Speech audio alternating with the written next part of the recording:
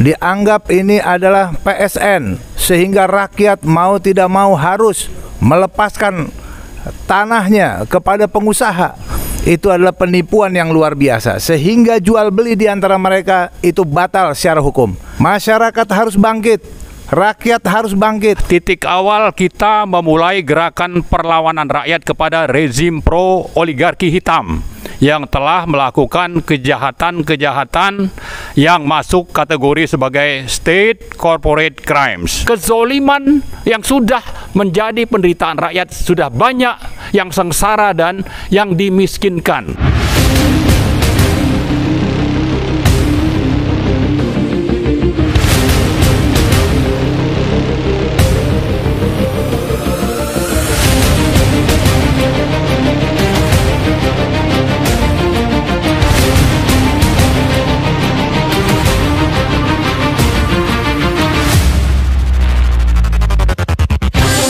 Bismillahirrahmanirrahim. Assalamualaikum warahmatullahi wabarakatuh. Waalaikumsalam warahmatullahi wabarakatuh. Alhamdulillah wassalatu wassalamu ala Rasulillah wa ala alihi wa sahbihi wa mawalah. Wala haula wala quwata illa billah, amma ba'du.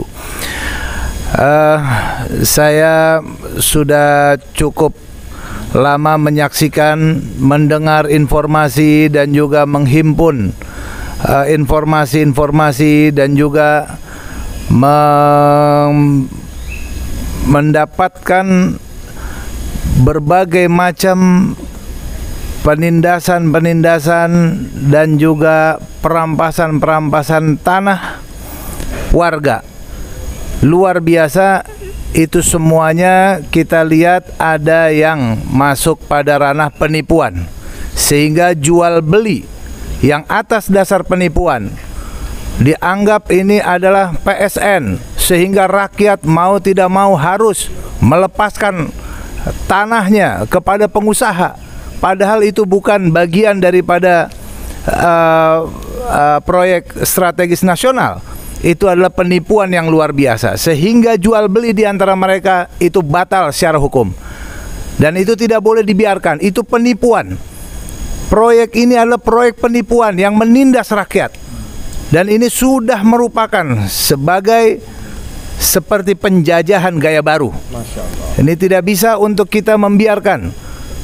Masyarakat harus bangkit, rakyat harus bangkit. Kalau sekarang udah ada seperti ini di depan ibu kota negara kita, Jakarta, ya, sudah ada di Jakarta, yang di sini merupakan nggak jauh ya, adanya PIK 2 ini tetanggaan dari Jakarta. Maka bagaimana di wilayah-wilayah yang lain? Tentu akan lebih banyak lagi arogansi perampasan tanah rakyat yang didukung oleh oknum-oknum aparat ataupun juga rezim yang arogan, sehingga menindas rakyatnya sendiri demi kepentingan pengusaha, demi kepentingan oligarki. Oleh karena itu, mari bersama-sama kami para tokoh akan bersama-sama mendeklarasikan di Desa Kohot. Insyaallah ta'ala sama-sama kita akan deklarasikan gerakan perlawanan terhadap oligarki dan kroni-kroninya. Terima kasih. Hasbunallah wa ni'mal wakil. Assalamualaikum warahmatullahi wabarakatuh. Assalamualaikum warahmatullahi wabarakatuh. Waalaikumsalam warahmatullahi wabarakatuh. Alhamdulillahirabbil alamin. Allahumma shalli ala sayyidina Muhammad. Allahumma shalli alaihi wasallam. Pada kesempatan ini, pertama-tama ingin kami sampaikan bahwa Gerakan Rakyat Anti Oligarki GRAO akan membacakan deklarasi dan tuntutan. Apa maksudnya?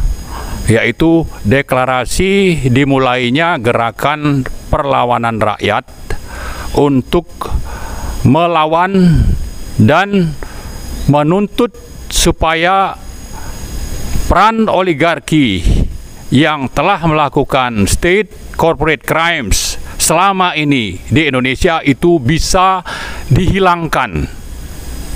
Jadi Acara besok adalah titik awal kita memulai gerakan perlawanan rakyat kepada rezim pro-oligarki hitam yang telah melakukan kejahatan-kejahatan yang masuk kategori sebagai state corporate crimes.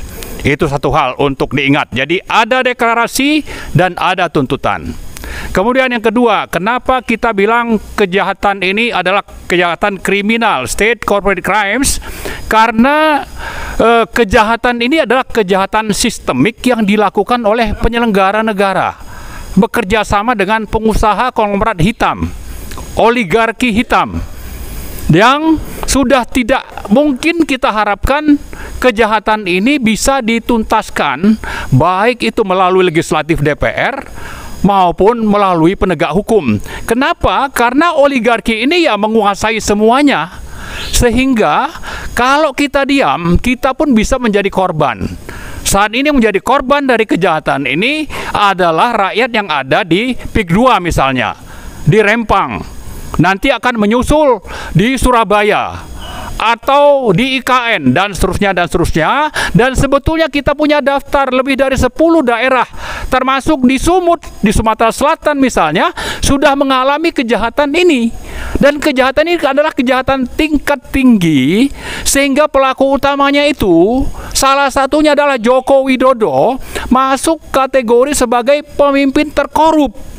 Bukan kita yang menilai, tapi lembaga asing yang sebetulnya tidak punya kepentingan untuk apakah ini orang harus ditangkap atau tidak, tapi mengungkap fakta bahwa kejahatan ini punya bukti. Kalau dikatakan adalah state corporate crimes, maka kejahatan korupsi itu dimulai dari membuat kebijakan, menerbitkan peraturan, sambil mempraktekkan hal-hal yang melanggar hukum, konstitusi, dan prinsip-prinsip moral. Kalau memang perlu seseorang, pimpinan partai, anggota DPR harus disandra, maka Joko Widodo itu melakukannya. Dan ini didukung oleh para konglomerat hitam yang mendukung supaya agenda-agenda mereka merampas tanah rakyat, menguasai aset-aset sumber daya alam negara, itu bisa berjalan mulus. Jadi kembali saya ingatkan, besok kita memang akan melakukan aksi di Tangerang, Desa Kohot, Kecamatan Paku Haji. Kenapa di sana? Karena kita bisa melihat bukti dari kejahatan tadi. Ada bukti di lapangan. Kami baru pulang dari sana. Kami menemui misalnya puluhan nelayan yang sudah tidak bisa melaut. Kenapa? Karena laut tempat kapal ini akan berlayar lepas pantai, itu lautnya sudah dipatok. Mereka sudah tidak bisa keluar. Nah, di sisi lain mereka tidak punya mata pencaharian. Lalu mereka juga tanahnya, sertifikat tanahnya itu dirampas tanpa jelas kapan akan diberi ganti rugi. Dan kalaupun diganti rugi itu harganya sangat murah. Jadi dengan fakta-fakta seperti ini, sebetulnya bahwa kezoliman oleh rezim terhadap negara, terhadap aset negara, terhadap rakyat itu sudah sangat nyata, sudah faktual, dan kita punya bukti-bukti yang bisa dibuka di depan pengadilan hukum. Yang jadi masalah adalah pengadilan itu mungkin tidak akan pernah terjadi sepanjang rezim oligarki pelaku state corporate crime ini masih berkuasa. Nah, terakhir sekali, kenapa saya bilang masih berkuasa? Ini akan bisa kita sampaikan seperti itu jika Presiden Prabowo melanjutkan kebijakan Presiden Jokowi yang sebelumnya. Nah, masih ada kesempatan bagi Prabowo untuk mengoreksi, untuk bagaimana memperhatikan kezoliman yang sudah menjadi penderitaan rakyat. Sudah banyak yang sengsara dan yang dimiskinkan. Apakah Anda hanya omon-omon saja, atau Anda berbuat untuk rakyat dan untuk negara? Kita tunggu. Jangan sampai nanti Anda pun digugat dan diturunkan rakyat karena pro-oligarki dan konglomerat hitam. Saya kira itu saja. Mudah-mudahan ini menjadi pengingat bagi kita semua, termasuk kepada seluruh rakyat di Indonesia, bahwa hal yang terjadi di Rempang, yang terjadi di Tangerang, Banten itu bisa saja terjadi di tempat Anda. Karena itu mari bangkit bersama kami, gerakan rakyat anti oligarki dimanapun Anda berada. Mari kita bangkit untuk melawan. Melawan siapa? Melawan rezim oligarki pro konglomerat hitam. Terima kasih. Assalamualaikum warahmatullahi wabarakatuh.